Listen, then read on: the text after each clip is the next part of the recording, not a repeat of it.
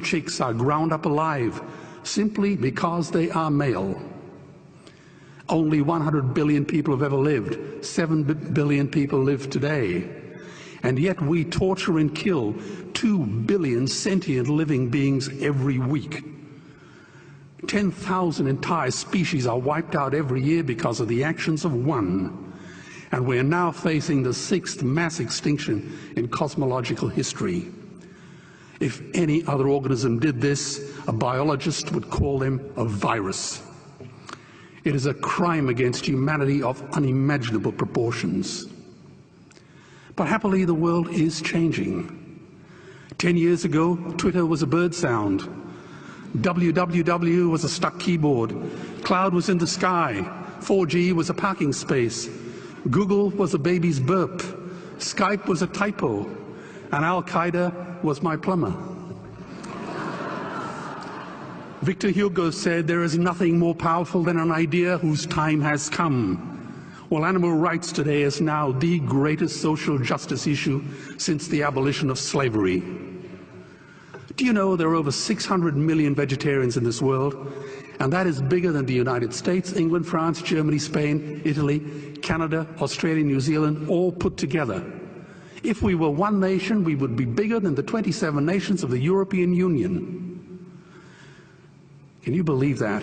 And despite this massive demographic footprint, we are still drowned out by the raucous hunt and shoot and killing cartels who believe that violence is the answer when it should not even be a question. Meat kills animals, kills us, and is killing our economies. Medicare has already bankrupted the United States. They will need $8 trillion invested in Treasury bills just to pay the interest, and they have precisely zero. They could shut down every school, Army, Navy, Air Force, Homeland Security, Marines, CIA, and FBI, and they still will not have the money to pay their doctor bills. And our Cornell and Harvard say that the optimum amount of meat in a healthy human diet is precisely zero. Water, as you know, is the new oil. Nations will soon be going to war for it. Underground aquifers that took millions of years to fill are now running dry. It takes 50,000 liters of precious drinking water to make 1 kilo of beef. Today, 1 billion people are hungry. 20 million people will die from malnutrition. Cutting meat by only 10% will feed 100 million people, and eliminating meat will end starvation forever.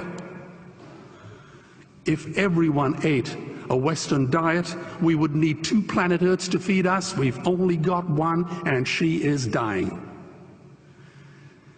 Greenhouse gas emissions from livestock is 50% greater than transport, as Peter said. Cars, trains, buses, ships, lorries, the whole lot. And as I travel around the world, I see poor countries who sell their grain to the West while their own children starve in their arms. And the West feeds it to livestock so we can eat a steak? Am I the only one who sees this as a crime? Believe me, every morsel of meat we eat is slapping the tear-stained face of a hungry child. When I look into her eyes, do I remain silent? The earth can produce enough food for everyone's need, but not enough for everyone's greed. We are facing the perfect storm. If any nation had developed weapons that could wreak such havoc on the planet, we would launch a preemptive military strike and bomb it back into the Bronze Age. But it's not a rogue state, it's an industry. The good news is we don't have to bomb it. We can just stop buying it. Sir George Bush was wrong. The axis of evil does not run through Iraq, Iran, or North Korea. It runs through our dining tables. Weapons of mass destruction are our knives and forks. Our proposition is the Swiss Army knife of the future. It solves our environmental, water, human health problems and ends cruelty forever. The Stone Age didn't end because we ran out of stones. This cruel, disgusting industry will end because we run out of excuses. Meat is like the 1 and 2 cent coins.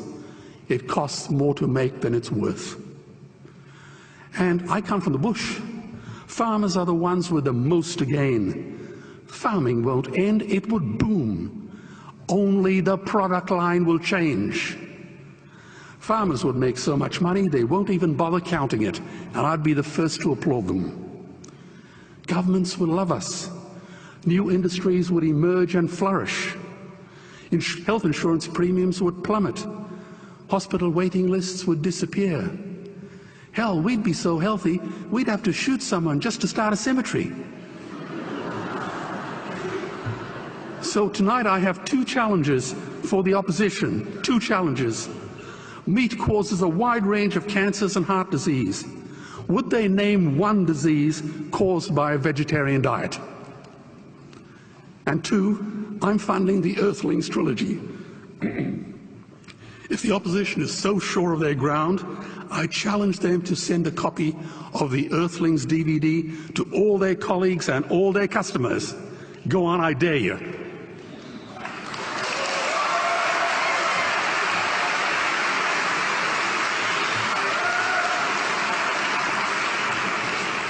Animals are not just other species, they are other nations, and we murder them at our peril. The peace map is drawn on a menu. Peace is not just the absence of war, it is the presence of justice. Justice must be blind to race, color, religion, or species. If she's not blind, she will be a weapon of terror. And tonight, there is unimaginable terror in those ghastly Guantanamos we call factory farms or slaughterhouses. Believe me, if slaughterhouses had glass walls, we wouldn't be having this debate tonight. You see, I believe another world is possible. And on a quiet night, I can hear her breathing. Let's get animals off the menu and out of these torture chambers. Please vote tonight for those who have no voice. Thank you.